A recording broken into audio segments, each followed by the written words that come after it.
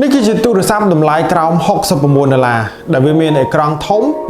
6.74 អ៊ីនជាមួយនឹងទំហំថ្មធំ 5000 mAh ជាមួយ chipset MediaTek G81 ជាមួយនឹងរូបរាងដ៏ស្រស់ស្អាតចង់ដឹងថាវាមានសមត្ថភាពប៉ុណ្ណាមកតាមដានជាមួយនឹងខ្ញុំទាំងអស់គ្នា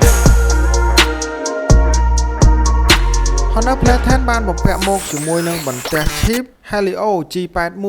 ដែល chipset នេះភាគច្រើនគេបំពាក់នៅក្នុងទូរស័ព្ទដែលមានតម្លៃ$100ជាងប៉ុន្តែ Honor បានបំពាក់មកនៅក្នុងទូរស័ព្ទដែលតម្លៃក្រោម$69ធ្វើការអូសបណ្ដាញសង្គមធ្វើការងារអីគឺវាមានល្បឿនលឿន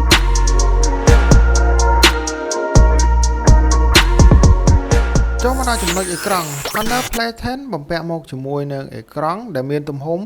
6.74 អ៊ីន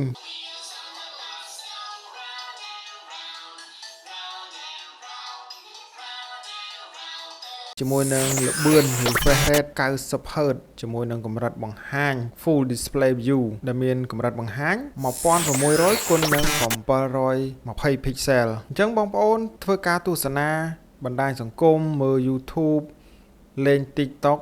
គឺពេញភ្នែកមែនតើដោយសារតែវាមានអេក្រង់ទំហំធំ 7 អ៊ីន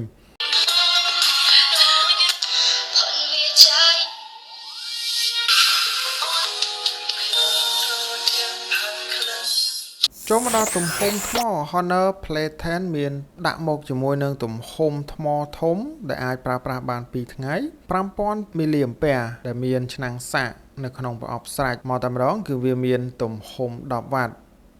ចំណែកឯកាមេរ៉ាខាងក្រោយមានទំហំ13 megapixel ជាមួយនឹងកាមេរ៉ាខាងមុខមានទំហំ5 megapixel ដែលអាចថតរូបល្មមប្រើប្រាស់និងអាចផុសនៅក្នុង Facebook ហើយក៏អាចថតវីដេអូលេង TikTok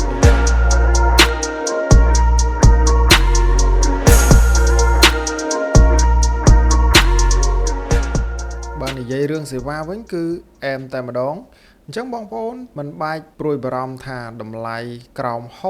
$69ហើយខ្លាចទិញមកប្រើពិបាកជាមួយនឹងរឿងសេវា